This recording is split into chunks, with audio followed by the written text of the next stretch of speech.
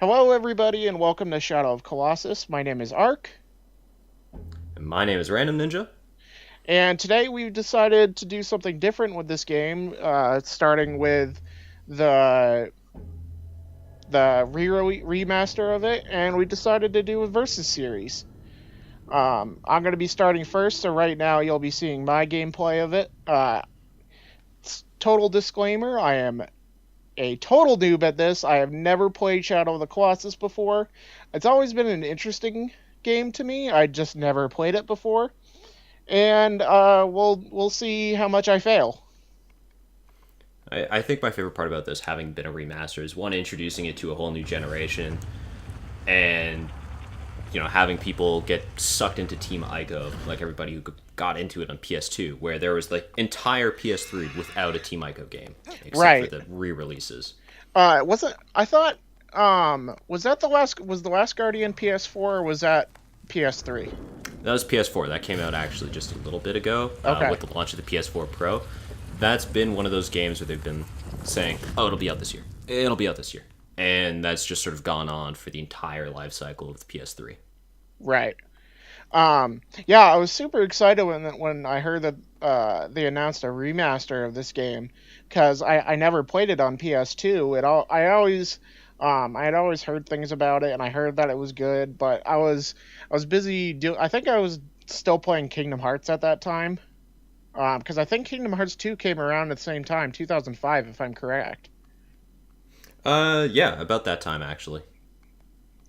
Um, So yeah, I'm super stoked about this game, and from like clips of gameplay, the graphics of this, just by watching it now again, the graphics are absolutely stunning. Oh, they've done such an incredible job with this remaster. I'm going to talk about it so much because the PS2, the game was pretty for its time, but what they've done with this is it's just blown me away, and that they've got it to run so well Yeah. on even the regular PS4 hardware is staggering. The only complaint that I've heard is that it's kind of lost its like bluish hue in like the ambient setting of it, but that is, I would say, like a very very minimal complaint about this game. Except that's not an artistic thing. That was technical limitations. That would be like someone saying, "Oh, they remade Turok but took away the 15 feet of fog and all around you." I love that game. I think it was Turok Evolution. I played the crap out of the multiplayer in that game. Yeah, the bluish tinge in the fog in the original Shadow of the Colossus was not for the ambiance. It was because they couldn't render the entire world. The scale of this world was impressive for when it came out, Right. and the scale of the enemies and stuff. Yeah, I actually have an issue with this part right here, where he pulls it off because he wraps it around her and then he just like pulls it off. That's just a little nitpick thing that I noticed when I was doing my editing. No, it's just like the tablecloth thing. You just pull hard enough and you don't disturb what's on top of the But it's a body. Well, maybe her butt's made out of porcelain. You don't know. All we know is she was sacrificed. We don't know that she's not actually just porcelain. Right. This opening cutscene sets the tone so well, sets the scene so well. Yeah, it's crazy as well as like after when you're fighting the Colossi that you actually feel bad for doing it. Yeah, yeah, absolutely. Like, even not knowing anything about the story, it's just, this guy was just chilling here. Why am I doing this? Right.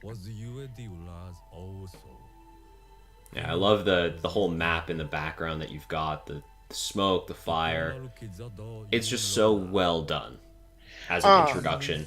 I should have done some research into it, but I'm actually kind of interested of like what kind of dialect they're using for the cutscenes. It's a made-up dialect. Oh, is it made up? Yep. Yeah, it's not a real language. And Team Ico does this for all of their games. Did they? See, Yeah, I it's... never played. I never played. Was it Journey that they did, No. No, that was or was a it just different... They Ico? did Ico, Shadow of the Colossus, and The Last Guardian. Oh, okay. Yeah, this is my first Team Ico game. I Ico is one of those things where you either really loved it or really hated it, because in the first 10 minutes it lays on very hard that it's not your typical game. Right. Whereas Shadow of the Colossus, the first 10 minutes, one is cutscene, and in the first 10 minutes of gameplay, you've already killed a Colossus. And it's like, okay, Yeah. well, I can do this, sure. It's pretty crazy, though, that you're just... There's, like, no backstory, no nothing. You're just thrown right into this. Oh, kill these giant monsters that you have no reason. Like, they don't give you a reason. They're just like, yep, go do this. Have fun. Yeah, it's... Well, I mean, they give you a bit of a reason. It's kill these things and we'll bring your girlfriend back to life. That's the other thing is, like, because I don't know anything, I don't know if it's girlfriend, it could be his sister. Yeah, well, I don't know that it ever exactly spells it out, honestly. Right. I've never beaten this. You know, I've played through quite a bit of it, but I've never beaten it. I know the ending because it's, you know, more than a decade old at this point. Right. Surprisingly enough, I actually don't even know the ending. Well, that's good for you because it's... I'm sure you'll be able to predict the ending. Yeah. You kind of see it coming from a mile away. Yeah, like just from like the first Colossus after you get attacked by the tentacles and it's like disintegrating, it's like almost destroying nature itself kind of thing. Man, that cloak floating away. Oh, I love it. I love that. Yeah. Love that. The engine that they use for the animation is awesome. And everything's in engine. This cutscene is just fake letterbox. It's in engine. And like the fur on the Colossi is... Oh yeah, the fur is so well done. Like Trico, whatever, the dragon bird thing in Last Guardian was really awesome. This is like a whole other scale. Again, looking at the PS2 version, it was so limited by the technology of its time. God, it's so nice to see this redone, and I hope they redo it every couple of generations, honestly. Right? It does seem like one of those games that leads itself to any generation can play it and enjoy it.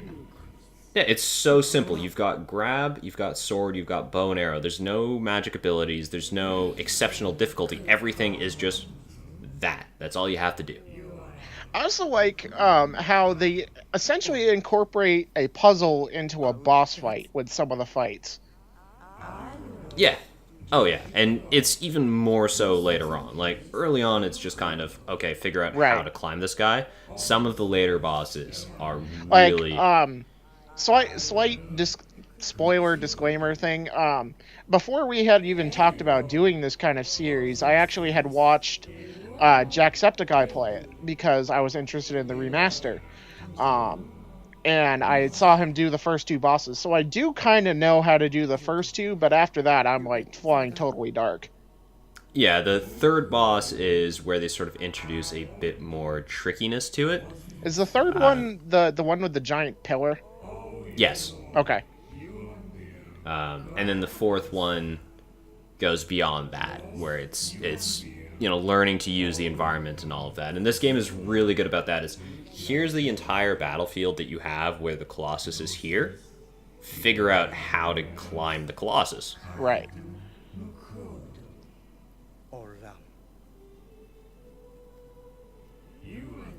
The tone is so well captured for this game. Right. The soundtrack, the visuals, the dialogue is spooky, and because it's not a real language, that just makes it spookier. And like just by the story, it seems like it's like they're just trying. He's just trying to save this one person, but he doesn't even understand like what kind of repercussions that it has. Like by saving her, I don't know if he actually saves her or not. By destroying all these, he could be wiping out the world essentially. Yeah, but then he has no idea what he's doing right now.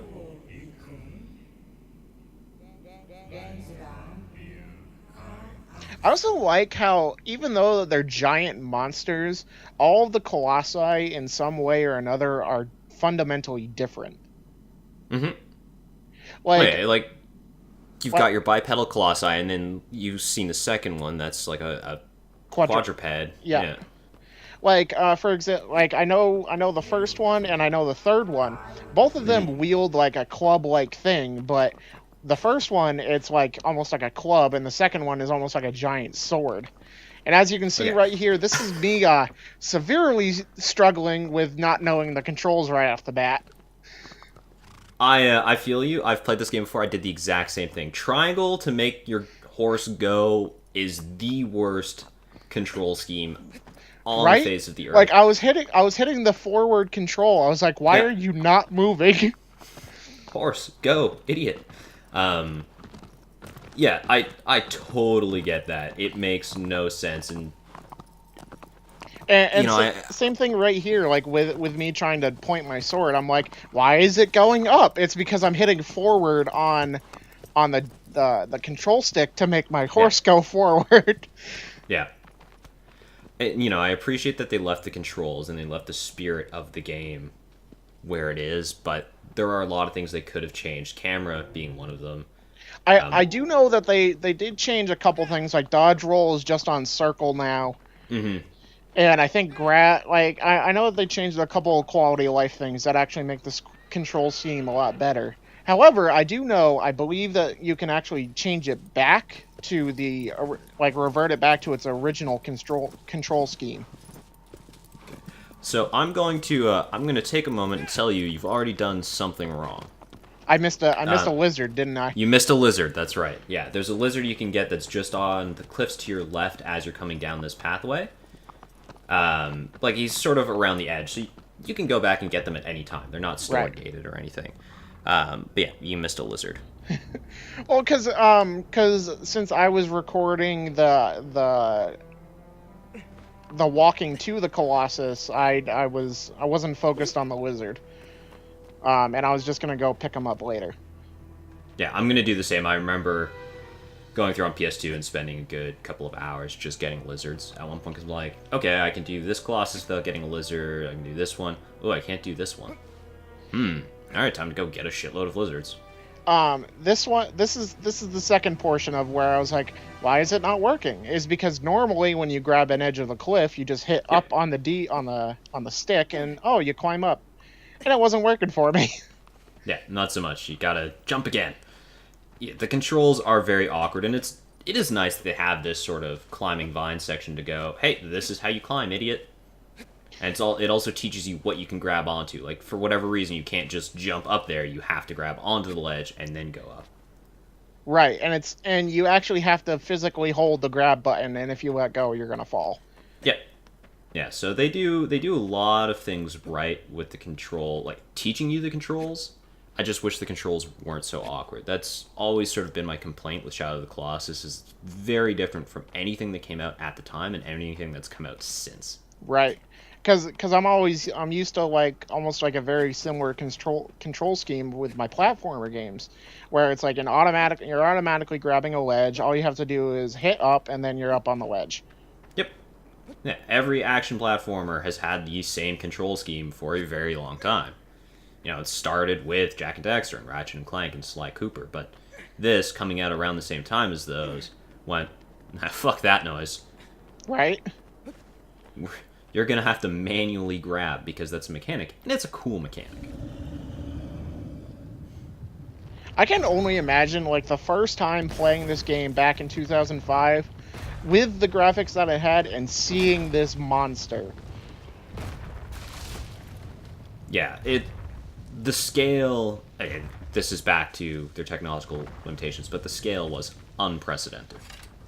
So here, for some weird reason, I thought that I had to get its attention to start the fight, which is why you see me pull out my bow and try shooting it. Which, by the way, I missed my first arrow. Yeah, the arrows are not super easy to use, and you saw that when your targeting reticle just went off to the top because it's all controlled by the analog sticks, and analog sticks are not the best way to control a precise object. Right. See, this is what I thought was the start of the fight. I didn't realize that it started as soon as the cutscene was over. I thought you had to get its attention, and then there you go. Yeah, no, you can do this without him even knowing you're there. You could just run up to the back of his leg and climb. Right. And actually, surprisingly, funny enough, I actually got really, really lucky with my climb that you'll see in a little bit.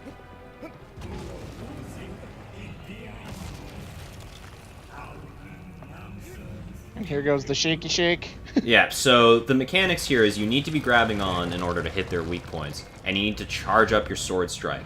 Right. The more you charge it up, the more damage you do, but if he shakes while you're charging it up, there goes the entire charge. Which is what you're having a bit of trouble with here. But I'm actually able to recover because I'm able to get the single strike and then get up on the back of his knee. Like right here. Instead of like knocking him down, I'm able to grab up right here. Oh, nice. And I feel like we should mention, so that little circle in the bottom corner, that is your grip meter. That's a huge mechanic in this game. If you run out of grip, either you're using your bow or you're grabbing onto a Colossus butt, and you lose your grip, you fall. That's it. There's no recovering. You just have to let go to recover the grip. Yep. In your playthrough, you really played grab ass with him. Oh, yeah. Yeah, I was on his ass for a good long while. Yeah, and both of us actually, like, when he stomped right there, those spikes really saved us. Mm-hmm.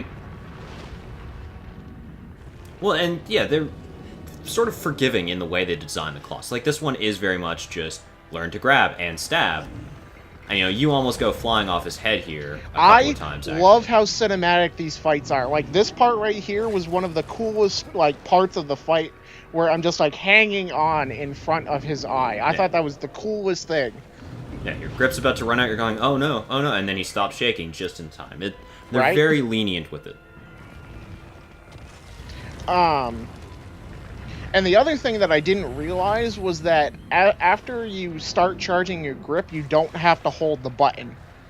Because I thought it was like a hold and release thing, but it's a press and press again thing. Yeah. And that's why he goes down real easy, just 3 stabs. Mine actually took 4 because I didn't get a full charge. Oh, yeah. You always want to get those full charges. Yeah, so my final time for this was 3 minutes and 20 seconds, which actually isn't that bad for my first time playing the game, if I don't say so myself. No, that's not terrible. I know that there's, like, time trials for these, too. So I don't know There are, yeah. Varying difficulty levels, and you just get cosmetic items. Oh, really? Cool. Yeah. Yeah, you can take a look at them in the pause menu. It shows you all the awards you can get. Oh, that's cool. They don't do anything. It's the proto-achievement system, which they kept in place, which is wonderful. So I used this scene. I didn't want to just cut right to your footage from there because of just the cinematic portion. So that's why I used that tunnel to cut over to your scene. Yeah, the Colossus intestine. That's perfect.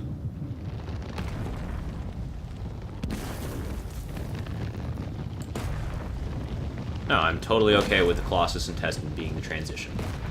Is that like the official term for it? The Colossus intestine? I mean, what else could it be? Let's be honest, it was very clearly an intestine. We were giving that Colossus endoscopic examination. I mean, like we said before, you did play grab ass with him a lot. Yeah, exactly. I get a good look at it.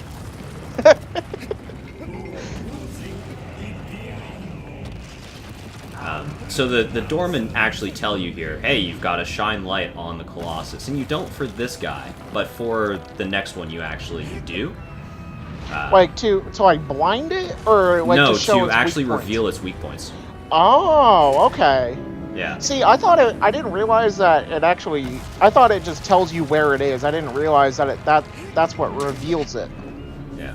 And then the other thing you did a little bit differently is you didn't bring the guy down all the way. Right, which is why I was saying that I got lucky on my run. Yeah. Because I didn't realize, like, I could hit it twice and knock him down, but I actually got, like, I would say, like, a lucky grip on his leg portion to get up. Getting good. I am the Klingon here, is what's happening. I guess that's one way to put it.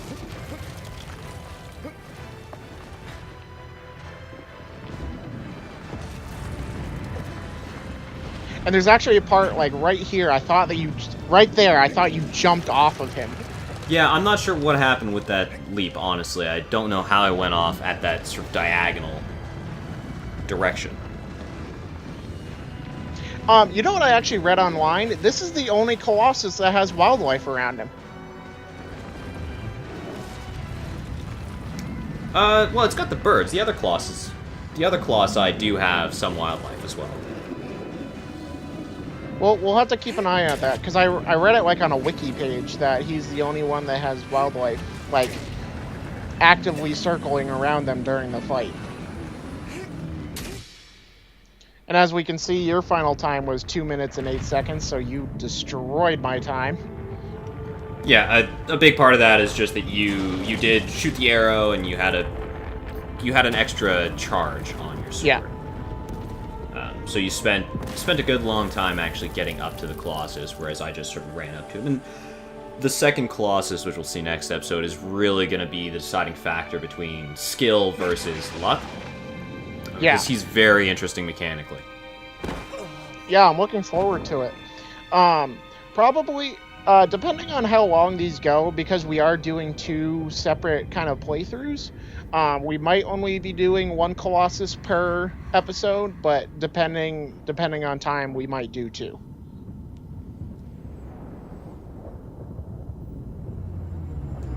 Now we have sort of the recap of the horrible atrocity we just did by killing. I'm pretty sure that was just the Jolly Green Giant. Pretty much. Really let himself go, but pretty sure we just killed like a mascot of some sort. In some way, shape, or form. So that was the first Colossus. A little lackluster, but it does introduce you to the scale and to the climbing and all of that. So I think it really serves its purpose in introducing you to, hey, you're a fucking monster. This is what you have to do. Yeah, as well as it introduced you to, like a new player like me, to the controls. Because they don't really seem to hold your hand with this game. They just kind of give you basic controls and let you do your thing.